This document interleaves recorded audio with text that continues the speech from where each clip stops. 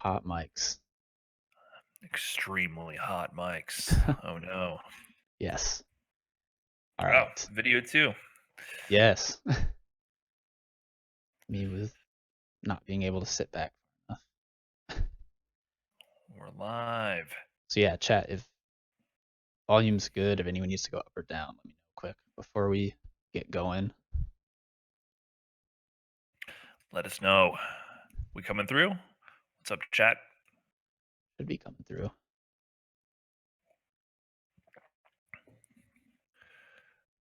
I But no. think we're good enough.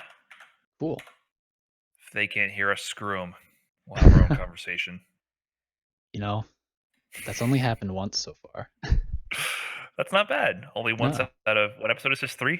3, yeah. So Well, 50% success record so far. it was the one with the ringe, and my Discord crashed mid Oh episode. no. We got really lucky though, because it was like right after I asked a question and right before he started answering.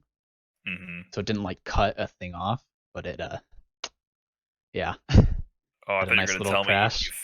you finished the entire episode without Discord on. Nope, no, No recording, no nothing. no, I got it back on, but that was the biggest issue.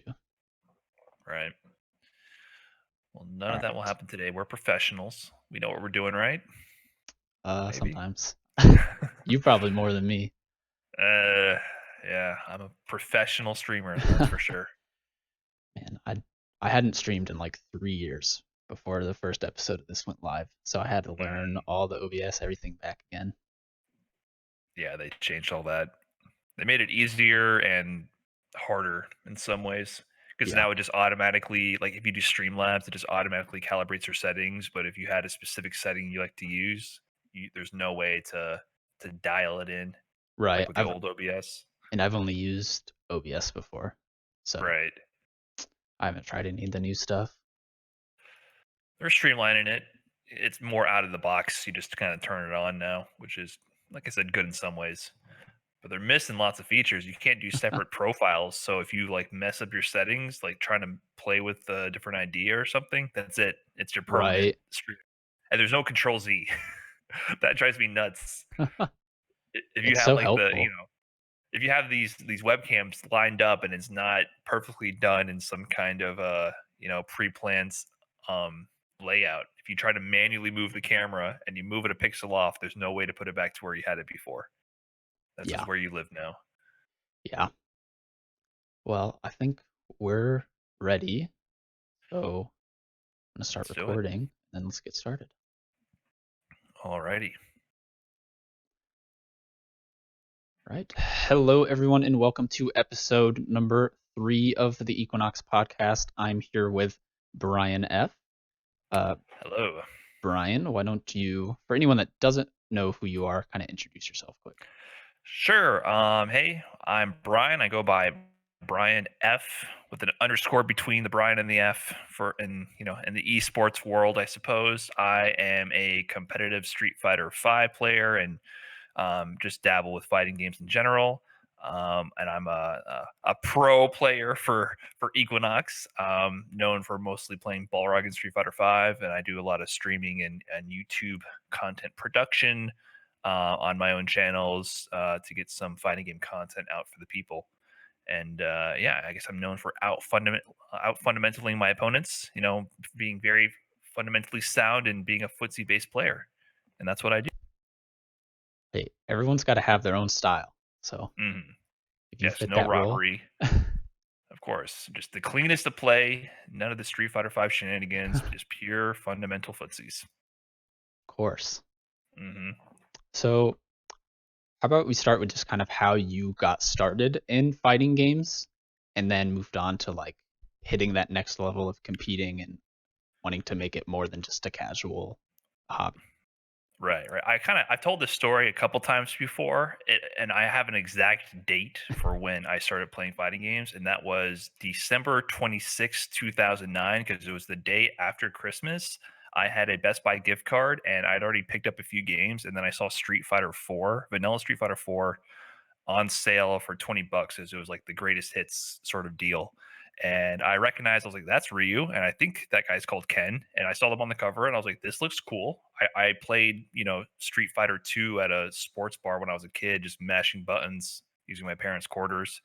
And my friends had random fighting games that we would press buttons in whenever I would go over to their house. I never really owned my own, right? So I never played a game. I never understood the mechanics, but I bought it and I hated it. I was garbage. I could not stand that game. I got Gears of War, Dead Rising, and Street Fighter 4 at the same time. And the game I played the least was Street Fighter 4 because I tried it on arcade mode on very easy. I played against Zangief and I couldn't do anything. And I just ate SPD over and over. And I was like, this game is obviously not functioning because I'm bad at it. And I had never been bad at a video game before. So I threw it back to the back of my shelf and I ignored it for a while.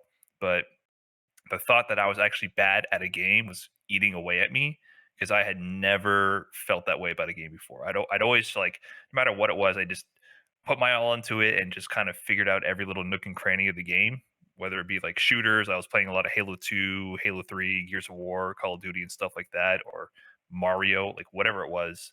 I just kind of like went all in on it. And this game was the one where I gave up quick.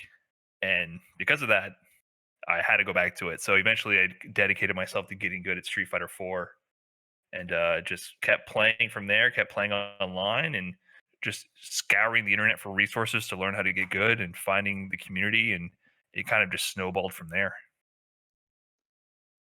Right. So I think a lot of people have kind of had that. You start your first fighting game, it's just kind of Mhm. mashing, and you don't know what's going on. You're getting beat up by this low level bot. 'Cause I know that definitely happened to me too. Uh, Right, it definitely takes like a very specific kind of personality to want to continuously learn and continuously improve and like look for those resources to get past that kind of mashing stage. right. Yeah, So yeah, no normal person would do that. Like, no, it was not normal. My quest for knowledge on this to go so far out of my way to learn how to beat the computer, was just driven by, like, pure ego. Like, I just couldn't accept being bad at a video game. And a normal person would be like, "I'm not having fun with this. Let me do something else that I have fun with." So, yeah, you're right. It does take a specific type of personality, I think. definitely like because I know I'm kind of similar. I naturally played FPS games growing up, and I'm Mhm. good at those just from a pure amount of time put into it. But because it made sense kind of intuitively, unlike fighting games where it is a little more obscure and you really have to look into it. So were Right. there any other games before fighting games for you that you really dug into like that, or was it because you got beat up by the bot and you wanted to get better? That kind of No, fighting it was games is what stuck out. I definitely was addicted to Halo 2. That was the game where I was introduced to competitive gaming. So I was like 11 or 12 at the time. I was in middle school and I'd already messed with Halo 1. And that game blew my mind. Like, I wasn't really allowed to have like rated M games at home. My parents cared a little bit about protecting my young innocent eyes from the alien guts and gore from shooting games. So I played it at my friend's house, and I was like, "This is the future." I could just tell. 7-year-old me. I was like, "Yes, this is what I want to do for the rest of my life: is press buttons while shooting aliens in Halo."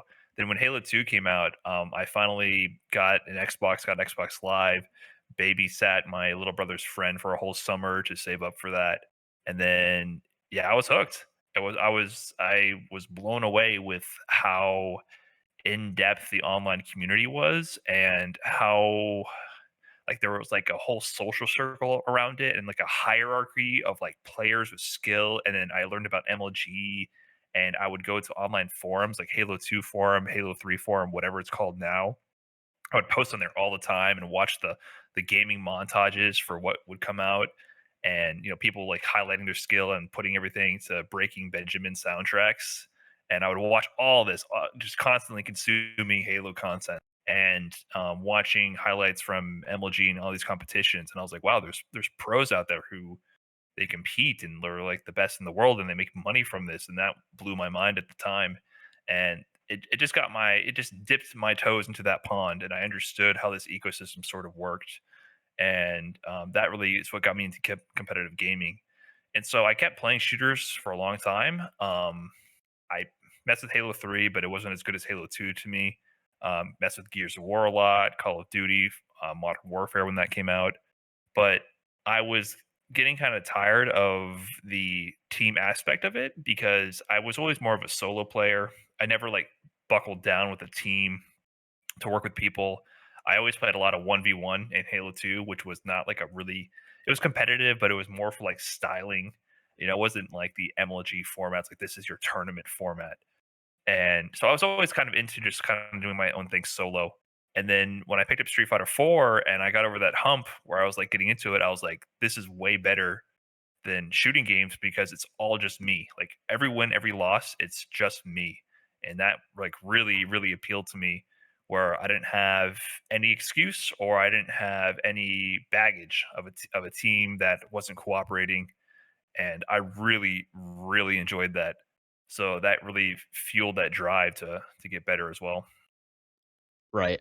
And my parents were the same. I couldn't have those M-rated games growing up, and I remember the Right. first one I got was Call of Duty Black Ops on the Nintendo Wii. Oh I'm no. sitting there with a little motion controller, Oh no. shooting people down in Black Ops. So yeah, Oh, I'm so sorry. that was quite the experience for my first FPS that I owned. Right. But I get the same thing because I was into the team games, and like before I was really interested in fighting games. Before I worked at Equinox, I worked at Mhm. Echo Fox, which stemmed from being interested in their league team. And Right. they had all kinds of teams back in their heyday when they still existed with League, CSGO, Call of Duty. And I followed all that stuff. And I really didn't pay attention to fighting games until I went to Combo Breaker because I live close by. And so they needed help covering the team. And once I Mhm. went to Combo Breaker, I was hooked because then I saw it and I got to play games with people. Right. And so my story is a lot different than I think most people. So I really like hearing how everyone else got into fighting games Mhm. Yeah, it because took me a long time to actually get to that point. You got right into the good stuff. It mhm, took me a long time before I could actually get to offline, actually. right. And I think I count myself lucky because I just went headfirst into online or to offline events.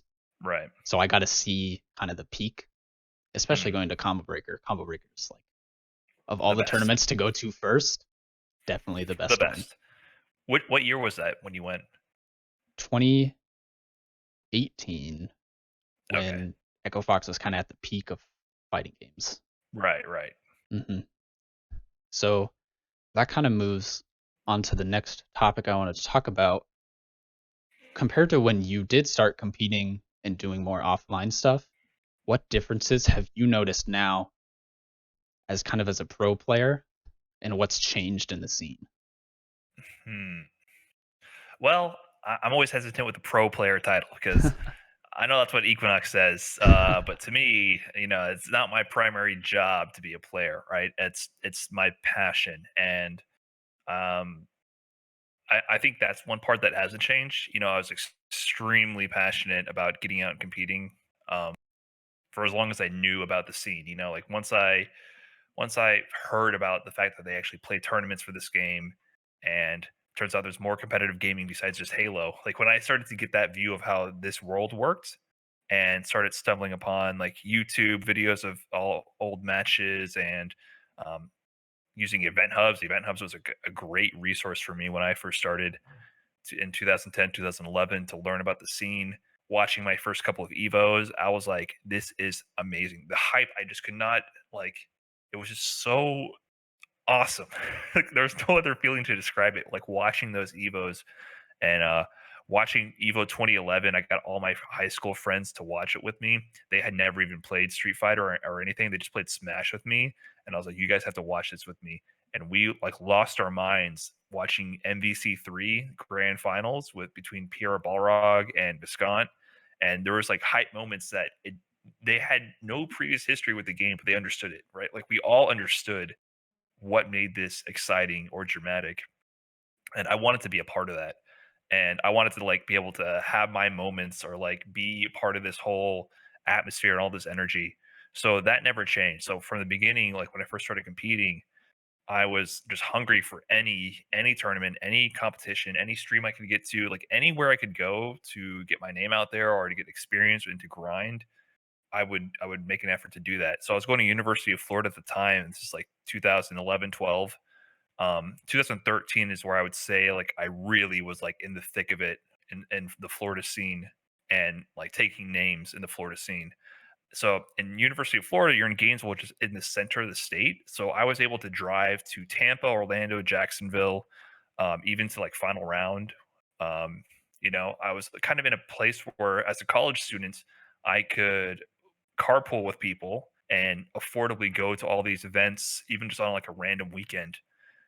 And I would just go and like go to whatever I could. Go if there's like a long session where a bunch of good players are going to meet up. I would go out there. I would host events at my apartment. I would have the Gainesville scene come over to my place. I would go to anything they had every single week, every single time they hosted anything, and it was just a grind.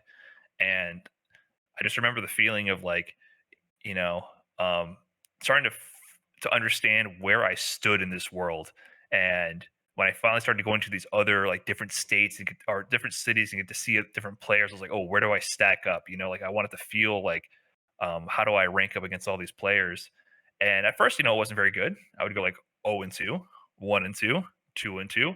And then eventually in 2013, it was like I am at the top. I'm like the top 5 in the state. I'm competing. I took like a set off Knuckle Do, took a set off a few other top players in the region, and I was like, yes, this is where I want to be. I want to compete at this level and keep grinding.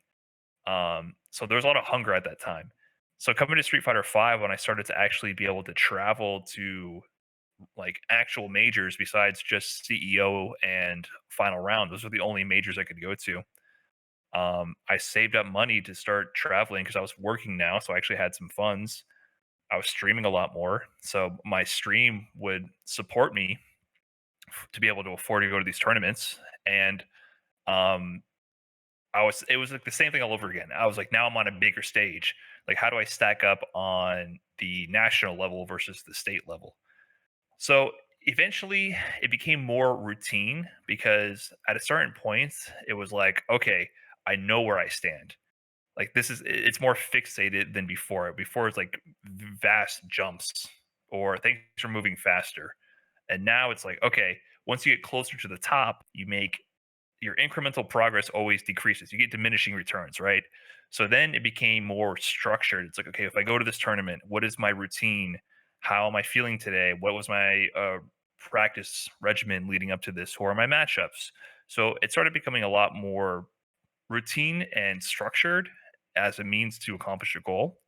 But the hunger is still there. Like you can sometimes maybe get burnt out or get stressed over things, but I think it just became more structured and focused than just pure like energy and drive. And that's kind of the main difference is like the discipline that it takes to keep pushing, even when you don't always see immediate returns, and just keep pushing for all this time.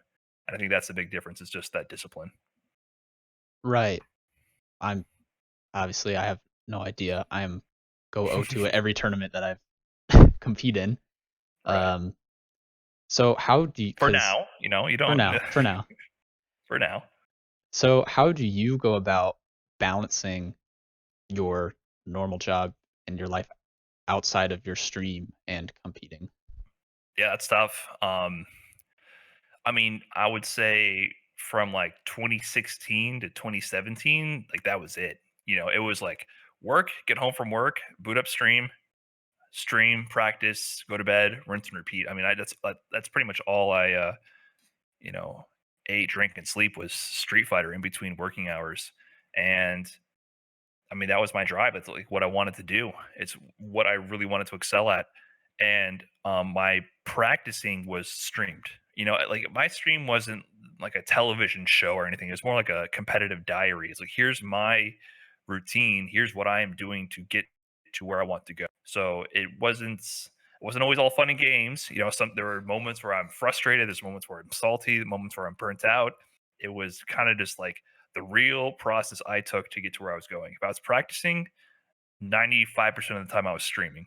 So I just focused on that a lot, a lot, a lot. And what was good about working at this time was when I got home, that was my time. So in college, it wasn't necessarily like that. It's like I should be studying right now. I should be doing homework. There's something I should Yeah. be doing.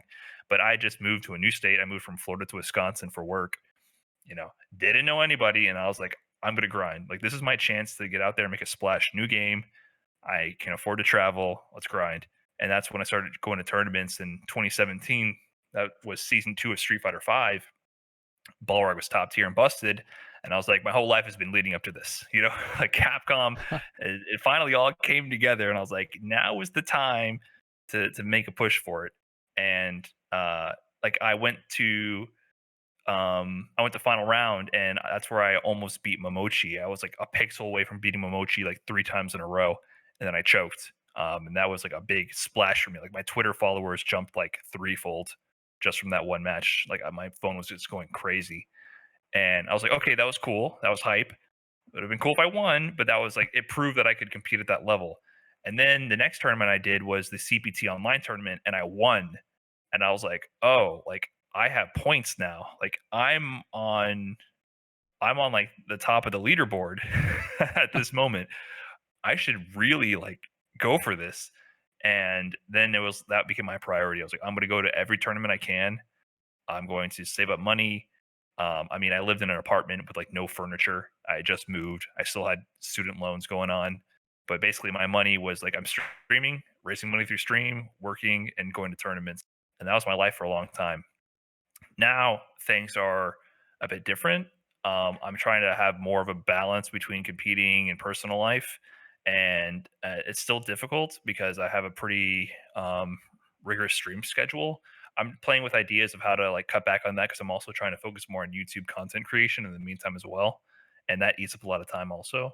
So I think you just have to find ways to just schedule what you're doing and to set limits and minimums and maximums for what you're spending your time on, and just understand your priorities. And basically, I try not to waste time in between, like just not doing anything. Like if I'm not doing anything, I'm usually thinking about what is my content idea, what is my next stream going to be about, what direction do I want to take this. Um, so I don't watch TV or anything like that. I mean, I feel like a lot of people don't watch TV anymore, but I don't usually passively consume a lot of media unless I'm doing the dishes, doing some Right. chores or something. So it's a lot about time management, and it can be tough. I mean, I get home from work, and well, I used to get home from work. Now I'm just at home working, but I get home and I'm like, I'm tired. I don't want to stream. Okay, like make a cup of tea, get yourself together, slap yourself in the face a few times, and get to it. It was a bit of discipline beyond just like I want to do this as a hobby versus I want to be disciplined about this and achieve something. So you have to find that drive, I think. Right. So then I had a kind of another question. You talked about your old content compared to kind of what you're doing now. Right. And my understanding, like a lot of your old content was like Balrog tutorial videos and Hmm. teaching specific stuff for the character and matchups, and then just kind of your competitive matches. Hmm. How do you, how would you describe your like change in plans and kind of content focus compared to your old stuff from what you're doing now? Right. So when I first started really pushing different types of content was the end of Street Fighter 4, like 2015, and obviously all throughout Street Fighter 5. So I started streaming in general at like beginning of 2015. I think ended 2014, beginning of 2015. I started dabbling with streaming, and then I started going pretty hard with Street Fighter 4. And a lot of people don't even know I played Street Fighter 4. Like I used to stream that all the time, and I started to make YouTube videos just messing around with it. And um, I was like, what can I offer? And I was always kind of a technical player in the sense that I liked understanding the mechanics of what I'm doing and understanding the hows and the whys and what's going on under the hood behind the techniques that we're using. I was never very good at just like listening to people say, uh, do this because it works or do this because I said so. I would always be why?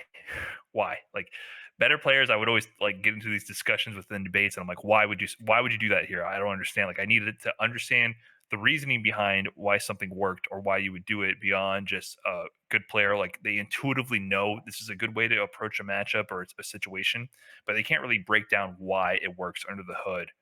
And my brain just would not accept that. So I wanted to make content that would break down at that level why something is good or why something works and understanding the mechanics of the game. Because I would rather know the building blocks and the Lego pieces of how things work and then build up to the bigger picture. That's just how I could consume and comprehend what I'm doing in fighting games. So I did that a lot with like Street Fighter 4 Balrog. I started it's like a little series called Bite Size Balrog, and I would just do like little video snippets and tutorial breakdowns of like individual moves or techniques, and little tech videos of like how to apply certain character specific combos and just things that like you could objectively look at as here's objective techniques or tutorials that you can then see if you want to use or not in your gameplay. I wasn't like passing judgment or qualitative opinions about what I was presenting. It was just like, here's how this situation works.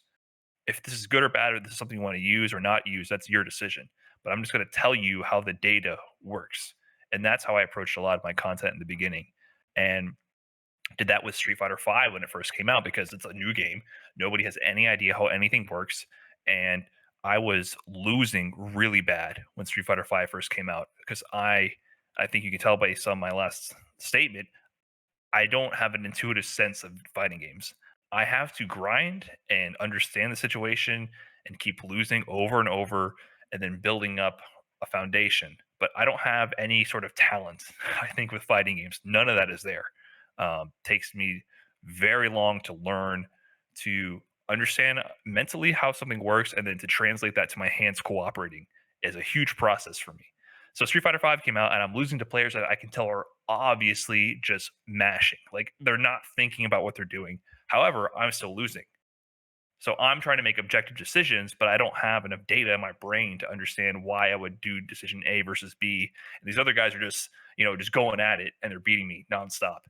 And that is extremely frustrating when you go from like feeling really good about your Street Fighter 4 performance to like being the worst at Street Fighter 5 in a new game. It's like, okay, I got to go back to the drawing board and figure out what's going on. And I started developing meaty setups or knockdown setups for every single one of my moves. So I started with Nikali and I said, okay, if I land a sweep, what can I do from this sweep? What are all of my opponent's options? And then what are all of my options to counter this? And I would make a video on that. Okay, I landed a throw. What are all of my opponent's options out of this situation? What are all of my options? Made a video about that. Okay, I landed my bread and butter combo and I got a lunge knockdown. That's like my combo ender. What are all of my opponent's options? What are all of my options? Make a video about that. So it was very objective breakdowns of these knockdown setups because I was tired of getting hit by wake up button mash. I was getting hit by that nonstop. So I broke down every single frame advantage scenario, all the numbers, all the data. Here's how plus you are. Here's how minus you are. Here's what reaches. Here's what combos and counter hit. If this is meaty, you can do that. And just the evidence, like the objective frames and the objective data for what you can do in these situations. And I did that for a long time. And that was all through season 1 and season 2 of Street Fighter 5. That's pretty much what I did on the YouTube channel. And in between streaming, I would just be streaming myself, like doing ranked and sets and practicing. But the YouTube channel was focused on that. However, with Street Fighter 5, the well runs dry on just breaking down the frame data situation. So I still do stuff like that now, every once in a while, but we've kind of already ironed out how the game works. We kind of already ironed out the knockdown advantage on things, and that becomes less relevant the more the game matures. So what I realized is that I can't keep just rehashing the same setups over and over. But there's still other things that people want to understand or talk about.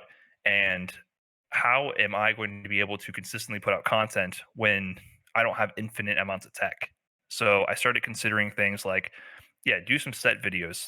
People like watching sets every now and then.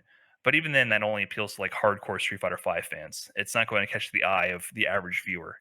Okay, what if I instead incorporated like stream highlights, and instead of just putting raw gameplay footage, I edited the footage down and presented a story, right? So I started doing stream highlights, but instead of just putting clips, there was generally a theme with it. There would be some edits that would show the highlights of the stream, and there would be sort of a story arc so that you could appreciate the highlights beyond just here's gameplay, there's no commentary, there's no personality, it's just little clips of matches, right? So I wanted to present a story of my stream highlights. And it's like, okay, beyond that, what can I do to get somebody to watch a video about a fighting game who hasn't played the fighting game before? How can we frame this content in a way that's appealing to a wider audience? So I've been trying to do more things like that. So I still do tips on like character specific stuff, but discussion pieces on like high level topics with fighting games seem to get a lot of traction.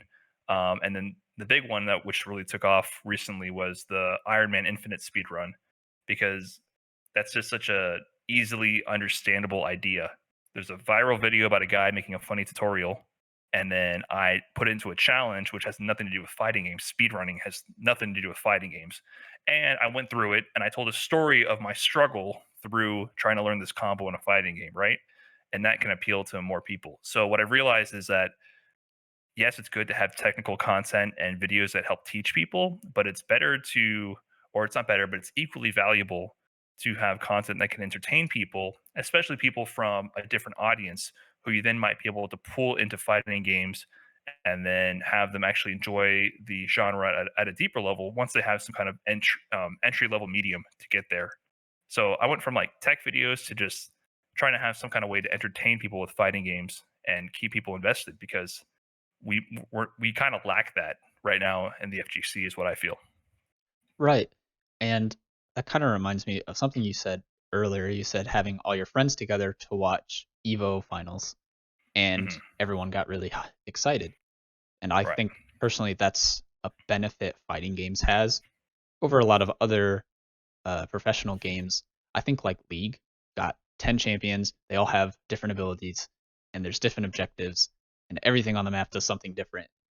And it's impossible to explain that to a new person that's never seen it before. But when you Hmm. go to a fighting game, the goal is simple: hit the other guy until he can't get back up, Right. just Right. like a normal fight. So Right. what is interesting about that to me, and what you've kind of talked about, is the idea of fighting games is simple.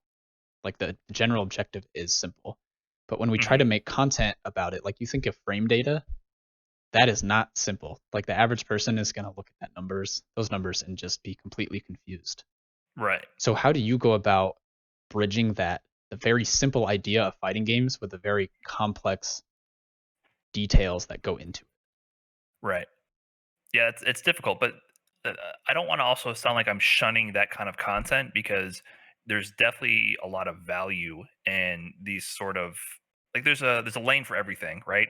And I have a tutorial on understanding frame data, like basically me breaking down how I came up with all those setups. And that's one of my most viewed videos. Has like 25K views, like understanding frame data and how to develop knockdown setups. So people were obviously interested in learning about this topic and understanding it. But obviously, that's not going to be what I'm going to show somebody who has never played a fighting game before. But there's need for content at all different levels of understanding the game. And I think that the problem is it's not that, oh, we have too much tutorial content, yada yada. It's that most of it is just bad. Most of it is just not made well. People don't know how to video edit, and or don't take the time to do it, or don't put any effort beyond just displaying the information. So that's always a mistake. Like if you look at my old tutorial videos, I took a lot of effort into making them like music videos. Like the song choice was like the most important part to me. I would figure out a really nice song, instrumental background to go with it. I would synchronize the edits with the music, because it was basically like, here's a command grab. I'm going to show you this command grab 30 times, and I'm going to show you doing something different after this command grab 30 times. So, how do I make this not boring as hell to watch and consume? I would have it like synced up with the beat, like something to keep it moving, keep the pacing short, edit it down so it's a tight like 2.5 to 3 minutes, because that was the length of the song. And then I would have a summary at the end, like here's what you just watched. And so if you look at all those Nikali videos, all those old Balric videos, that was a big point to me was to make it tight, consumable, entertaining. So I think a lot of tutorials don't bother with that. They just like don't put any effort into presentation. Um, but yeah, like we need stuff at all levels. Like we need stuff that once you get past the average level, or the complete noob to the fighting games, you need stuff to help teach you the game or to inform you about things. I just don't think people put any effort, or not that people don't put effort, but there is a lack of quality content out there at that level. And the reason why I'm personally kind of moving beyond just pure tutorial stuff is because it's not sustainable for me. I do streaming most of my time. What am I doing with most of my time? I'm playing gameplay and entertaining the stream, or hoping to entertain, right? So it makes more sense for me to go towards a more personality focused approach, because what am I presenting all the time, regardless of what I'm playing, is me, right? So that makes more sense for me to go that route. But it's not going to be the route for everybody. I'm not saying everybody needs to make entertainment or personality focused content. You can make a tutorial, you can make a video essay, you can make whatever you want. And there's an audience for it everywhere. I just don't think people are making it at the level that you can see like on YouTube. If you go on YouTube and look at other games content, the level of quality just is far surpassed what we put out there in the FGC. And I think that's kind of the biggest culprit, is it's just not good enough right now. Right. So that makes me kind of wonder, you kind of based your content around your skills and your gameplay and what you focus on. Hmm. If you had unlimited resources, whatever skills you needed, is there some kind of other content that you would like to make or want to put out in addition to what you already To me, the only resource I'm lacking is time. That's kind of the biggest detriment to me. Um, Time. It's hard to find time to do like video editing and streaming and work and competing and everything all at once is like just too much. So I would like to have more consistent series. So I'm starting to do like King of the Stream, and that's an event where I will play subs on my stream. If anyone gets a game on me, they'll challenge the previous king, and a first to five I commentated, try to make it a hype set. And they're not always the best players. They're decent. Usually they're decent players for my stream. But there's always like a different type of thrill for watching something that has high stakes but kind of like lower entry, like lower skill barrier to entry, right? There's something did. hype about that. If you ever watch like a pools match between two bronze level players, it's actually the most hype thing because you have no clue what's going to happen. It's not a predictable outcome. Like if you watch a high level player versus a low level player, it's a wash. But if you watch two low level players throwing down, it's kind of like everyone's that scene in The Simpsons where the monkeys are fighting and everyone's throwing money from the outside. It's just like that. It's so hype because you have no clue what's going to happen. They're fighting dirty. They're missing punishes. You might assume they're about to win here, then it completely reverses here. So that's something I've been trying to capture is high stakes, but more like a lower skill level because that adds this factor of randomness, which makes it super exciting. So I would like to have like that series more regularly cut up and put onto YouTube, because then you can like you both show, it adds levity to the situation because it's like, oh, here's this big grand event I'm kind of orchestrating, but it's really just two dudes playing a video game, and they're making mistakes along the way, and they're fighting to get mod in the stream. That's the ultimate prize. You get to be mod in the stream and you get to ban the guy you beat, right? Like you Hmm. execute them, you know? So it has all this like this high stakes, but it's really just a goofy game. Right. And also you're highlighting your own community, so you get your own stream involved and get to highlight members of your community, which I think gets everyone excited because they go, oh, I want to be a part of this, and I want to get my name out there. And so I want to do stuff like that more frequently. So it's just time. It's like getting time to edit that out, to put it onto YouTube, to reduce it from 5 hours, 3 hours into like a 15-minute max segment where you tell the story and you communicate the point to the audience and they feel all the same emotions in a bite-sized segment. That's the biggest barrier, I think, is it's time. I'm not going to pretend this stuff is easy. I could have better editing skills, but they're not terrible for what I want to do. Like I don't feel like I need lavish editing. I just need time. So yeah, it's a big time investment to do any of this. For sure. I can definitely speak to the time investment because I used to do the like fighting games tournaments highlights or the League of Legends highlights, whatever they needed at Echo Right. Fox, and just pulling all the clips and getting everything cut down to some succinct, reasonably timed video is very difficult, and itself is time consuming. Yes. And you watch the same video like 1,000 times in a row, and then you watch it again, you're like, does this need to be in here? Like Hmm. there's so much time spent on like cutting out like 3-second clips. Where I was like, does this need to be in here to communicate the story? Am I losing anything by cutting this out? Or is this really necessary? Or is this the point in the video where someone clicks away? Like you have to think it through to that level because people's attention spans are extremely short and you need to entertain them from the get-go and you need to keep it moving. So like Hmm. one tactic I've been using is in the first 5 seconds of the video, I add like a commercial preview pretty much. Like here's what you're gonna see in the video. Here's a little highlight reel from what's coming up. Here's what you can expect along the way, a teaser, and then it goes into the video, right? There's an immediate hook to say, here's what to expect, and then I deliver on that. And then in between, I'm thinking, am I delivering on what I promised in the beginning? Does this need to be here, or is this just distracting from the point? So and I do that with just stream highlights from raw gameplay. So even from just the raw gameplay perspective, where normally you could just put some like 5 clips in a row and call it a day and not think about it, I'm still thinking on that level because at any point someone's going to say, "I'm done with this video. Close." Like you really need to think critically about your content and understand if this is something that's worth someone's attention. Like, wouldn't you watch this if this wasn't your video? Would you sit there and watch it? Maybe not. You know. Right, and that idea is applies to so many other things. So, because I'm studying or finishing up studying journalism Mm, at school right now, and we spent weeks working on leads to stories. So your first two sentences of any news story that grabs someone's attention, what you're doing is the fighting games video version of that. mm, And it's proved to be effective because people don't want to sit and wait and watch for a video if they don't know that there's something worth seeing. right. Yeah. So I think that I really like that idea because it's got proven results in other areas as well. And Yeah. I so, mean, you can just feel it. It's something mhm, that people know, but they just don't know how to put into practice. Like you can just tell. Everyone does it subconsciously. and that's something that I was actually curious about as well. When you start coming up with new content ideas or something else to work on, Mm. do you go to other games? Do you go to other types of media to get ideas?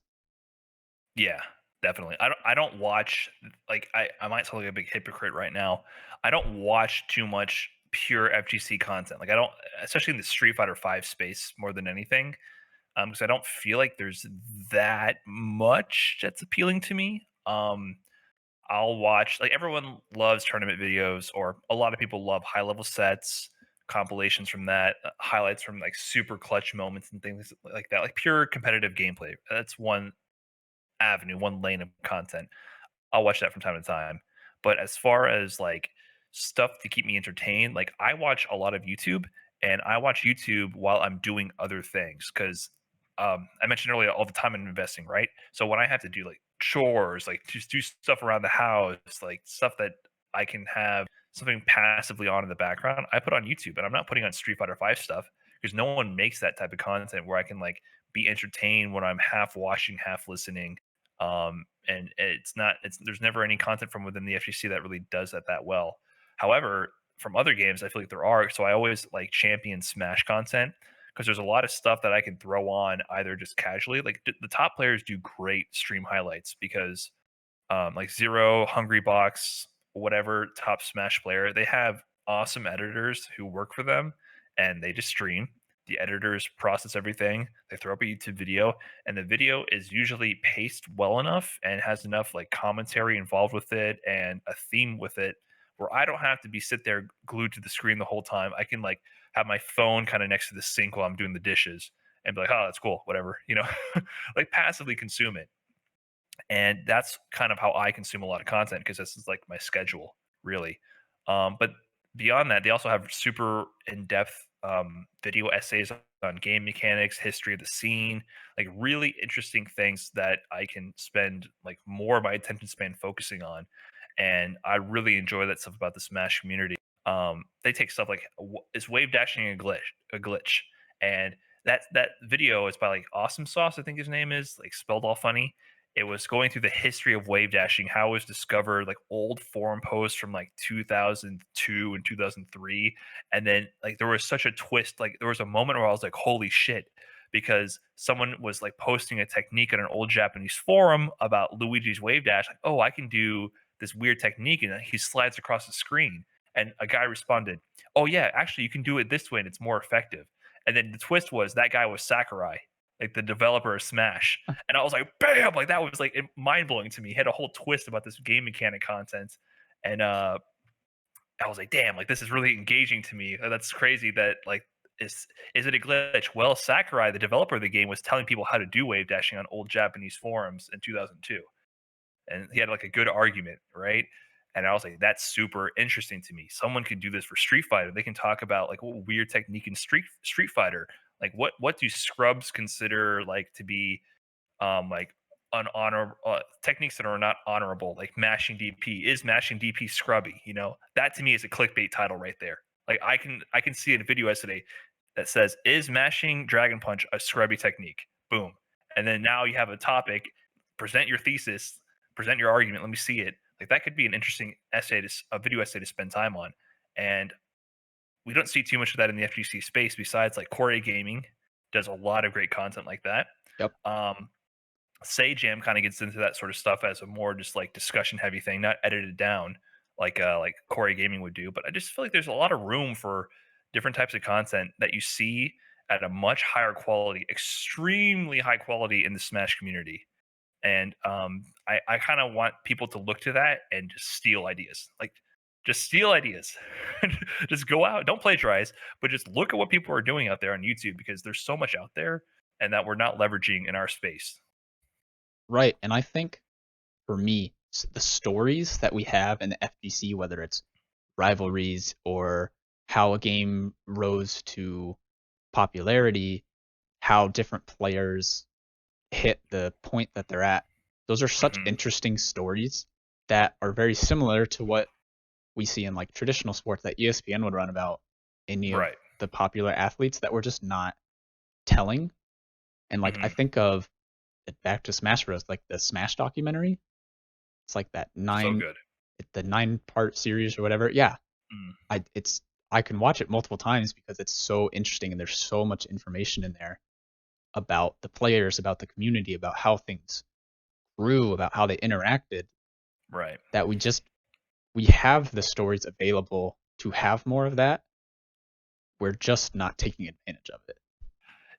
There's some people out there doing that now, like the Score Esports is getting into that space. They kind of do it for every game. Let me make sure I'm getting their name right. I think it's the Score Yeah, the score Esports. sounds right. Yeah, and they make awesome documentaries, and they've been doing that in all facets of esports. But the FGC ones they've been doing have been doing it justice. Like they've been really good, and I think that's something that's been missing for a long time. So I try to make an effort, and I think this is something else that's kind of missing in the FGC is I make an effort. If I see a tweet about that good piece of FGC content, I'm retweeting it. I'm going to the video. I'm watching the whole thing. I'm leaving a like and I'm leaving a comment and I'm subscribing to the channel, right? I go through the whole process because I also feel like our community is just not as doesn't engage as well online as others. And I mean, I hate kind of like blaming community for not responding to stuff because always feel like if you make the content, that people will engage with it naturally. But I feel like our demographics are older than the Smash community, and I think that kind of reflects in how we engage with online content. So Smash kids, they're Smash kids, right? Like most of them are literally kids, Yeah. and they're on YouTube all day. They're on Twitch all day. They're consuming all sorts of content. They're commenting on everything. And a lot of the FGC people are 30 plus, and that's not really like in that kind of culture to engage with it. Or if they do, they'll be like, oh, that's a cool video and leave it alone. They don't even know how to subscribe on YouTube, what benefits that provides, or what a like does. If they can go back and look at their liked history. You know what I mean? They just don't really know the mechanics of how online engagement works. And I think we suffer in a lot of aspects because of that. And so I try to go to that length because the Score Esports, they don't have to do FGC stuff. They could do other stuff, but Yeah. it's so good. I want them to know that, hey, this is good. Please keep doing this. We are watching. And I hope other people realize that because what if they stopped? Like, there's no one else doing that space. They had like stories on Arslan. They just did one on Ninja Killer, like Yeah. or Killa, I guess that's how you say it. Let me get that correct. Yeah, And Ninja Killa and NRS. right, so they had a whole documentary about his rise from online to being like the second best, like almost the best. Like Sonic Fox is the last guy remaining for him, and it was a great story. And that story could have been easily not told easily. And so when that comes out, it's like, okay, I want to make sure that they know that please keep looking in our space. Please keep talking about our scene and exposing these stories to a larger audience. Right. And I think personally that's like kind of a problem I have is the people telling these stories, the score, um, Corey, some of Esteban's documentary with Hold Back to Block. Yes. It's all like I don't want to say like companies, but they have like a team, they're working on it, Hmm. and it doesn't seem like normal content creators, people who are just kind of working on their own, think that they can put that together. Like they just think that that's a foreign land that they need to stay away from because they can't reach that level. But there are Right. so many stories, so many local things that people just don't know about. So many players that have interesting stories that Hmm. I think we could expand past these are the big players and these are their stories. Right, I agree. I see what you're saying about it being intimidating too. So, the Score Esports is a big production. So that Right. is an outside company getting into this space, observing it, and they've done it justice. So normally I would be like hesitant about that sort of thing, but they've clearly demonstrated accurate storytelling, understanding the community, and they they get it. You know what I mean? It's not like someone like a news reporter doing a report on electronic gaming. You know, they actually understand what's going on in the space. So that's why I'm very supportive of it. Right. But Corey Gaming started out as a one man job, right? And Hold Back to Block Esteban, I'm pretty sure it's just him on his own, and they're very high quality. And I think people might be intimidated by that, but I watch lots of low quality video essays, and I don't mean low quality as in not good. I mean the editing is very bare bones. The pictures, the graphics they use are not like the greatest graphics in the world. They're not huge, multi-million dollar productions. It's a slideshow with audio over it. What makes it good is that the content is good. Like content being good is not one aspect. They're telling an interesting story. They're keeping the pace moving. They have a good topic and they're expanding upon it in the right ways. That can be done by anybody if you have a mic and a computer, Yeah. right? And I think people don't feel like they can enter that space for some reason. I mean, it's so difficult to do that. Even though I say low quality, it's still good content. It's still difficult to make, but you can do it. You just have to do it. And I think people are very hesitant to just do it because that's the number one thing when producing anything is to do it. It's going to suck when you first make it. It's going to be terrible. And then you keep getting better at it and you keep getting better at it. I mean, my first couple of YouTube videos were terrible. Not that they're that great right now, but it's a constant learning process. And don't be intimidated to try throwing your hat in the ring. I mean, I remember telling people in Street Fighter 4, like I kind of want to start doing match analysis or doing some things on YouTube. And a lot of my like friends, my the people in the scene around me were like, "That's stupid." They just straight up told me like, "Bro, what are you gonna waste your time on that? It's stupid." And I was like, "Eh," and I just did it anyway. You know what I mean? I just went along and I just did it. So you just can't let that kind of doubt in your mind prevent you from getting into the ring. You just have to produce it, keep working on it, and improve. And eventually you can make a product you're proud of. Right. And there have been some other people I've noticed, like High Fight just did the Takedo Hmm. Daigo documentary like It's very good. this last week. Yeah. So I think people are recognizing it, but I'm really interested in that story aspect of it.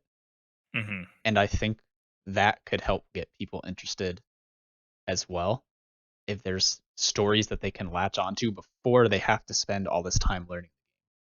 Right. That's true. Yeah, the stories are a big one. That's a huge part of our scene. Um, but like I said, if you're interested in making anything, I just stress that there's so much possibility for growth in this space from any creative angle you can think of, from any angle. Like We also are lacking in jokey, lighthearted meme content, just like a funny video on YouTube. There's so many funny Smash videos because people are constantly evolving and making jokes or like understanding stuff within their scene to keep people entertained. Like it doesn't have to be like the documentary style pieces are awesome, huge undertakings, a lot of work, require some knowledge of the scene, but you can do it. But you can also be a dude in bronze and like know how to make a joke and like know how Right. to edit a video together. You don't have to be good at the game. You don't have to have a huge history of the scene. We just need people who try to make good content. That's a separate skill set than being good at the game. And I think a lot of people get intimidated by that because so many people say, "Oh, it's only matters if you're good at the game. Only that's the only time people will watch you." Well, yeah, if you're just streaming yourself playing ranked and not talking, no shit, nobody wants to watch you play if you suck at the game and you're not entertaining. Like, what are you adding a value? It's hard to hear, but I think like you really have to think about it. What are you adding? You're not that high level at the game. You're not talking to the mic. You're not even adding any of your own personal flair. What are you contributing that is not already there and that is quality for people to watch? So you don't have to stream just ranked. You can make some kind of gimmick stream. Can have a planned event. Think about what you want to do. I'm going to play this set with my friend on Discord. We're going to pick random characters, and then there's going to be a gimmick where we can only use one button, and we're going to money match over it. Bam! You add some stakes, add a challenge. Suddenly, I'm interested in that. It's going to be goofy. It's going to be funny, and like there's a winner and a loser, and there's drama. Right? There's a Hmm. story suddenly, and you're both terrible at the game. But I could see myself watching that if you guys are funny, having a funny conversation over it. Just people need to think beyond what's our and try to get themselves out there and think about their content more. Right. And like I can think of that myself. Like me and my friends have played first to tens with random characters in like Soul Calibur or some random game Mhm. that neither of us had ever played before, and it's terrible. We are so bad at these games, but it's hilarious to watch us try to like figure out what's going on, I'm sure, Right. from an outside perspective. And Mhm. then there's another thing. I feel like there's a conception that to know how to edit, you have to be able to do all these fancy transitions and all this stuff.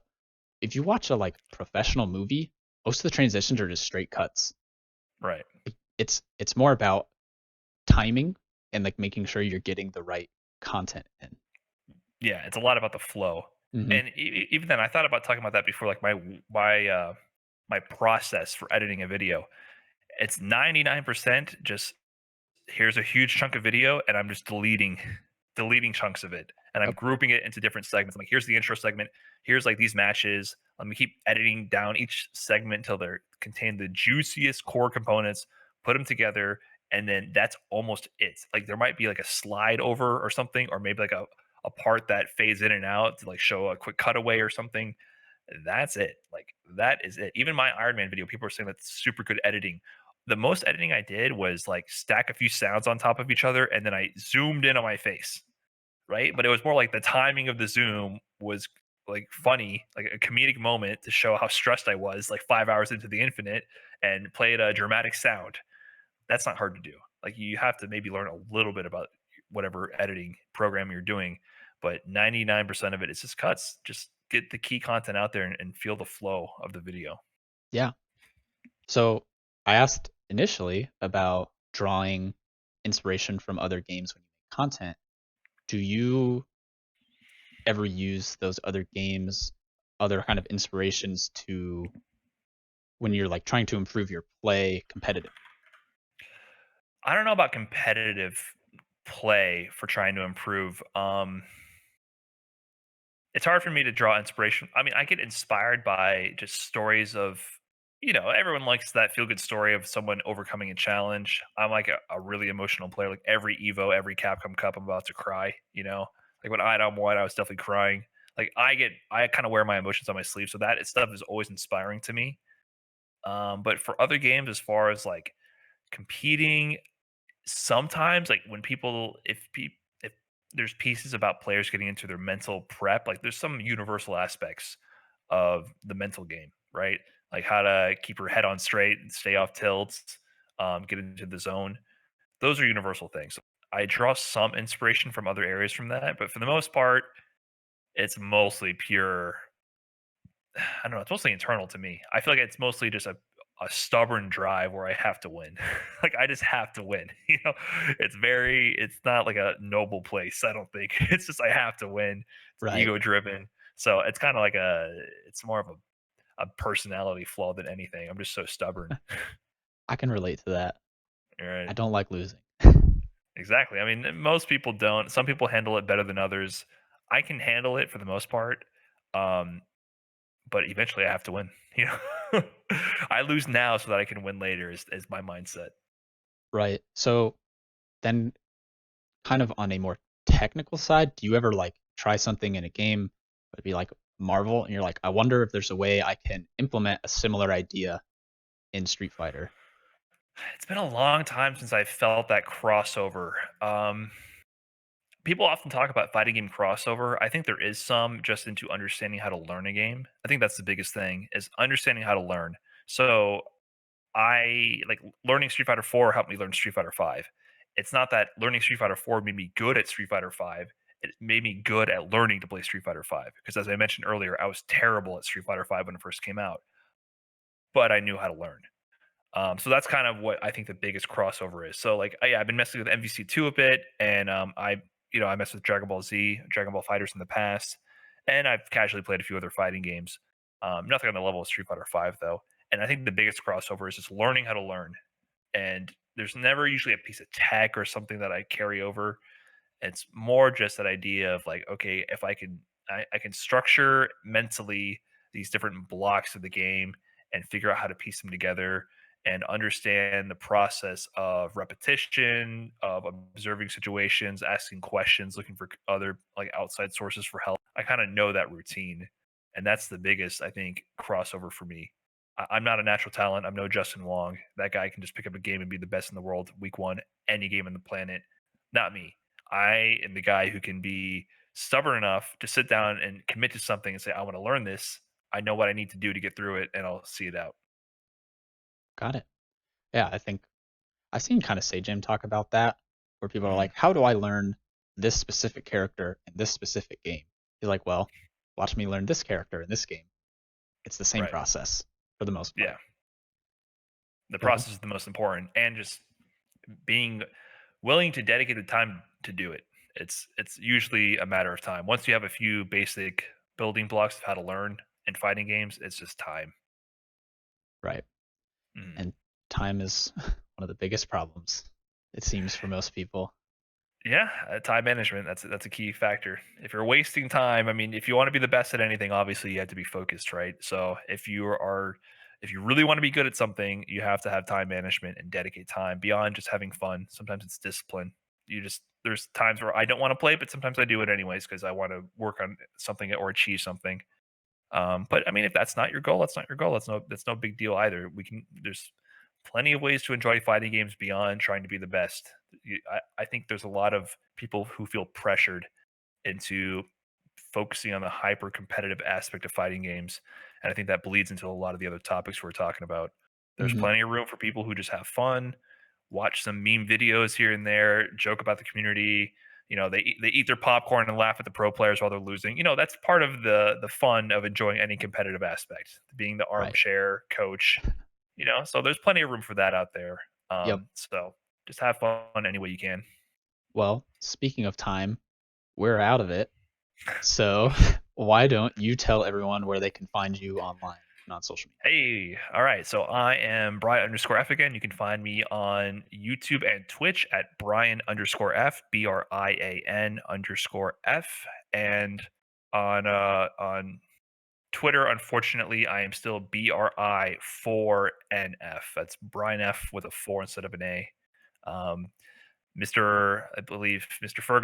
Ferguson has that Brian underscore F Twitter account on lock, even though I think he may have passed away a few years ago and hasn't tweeted in like a decade.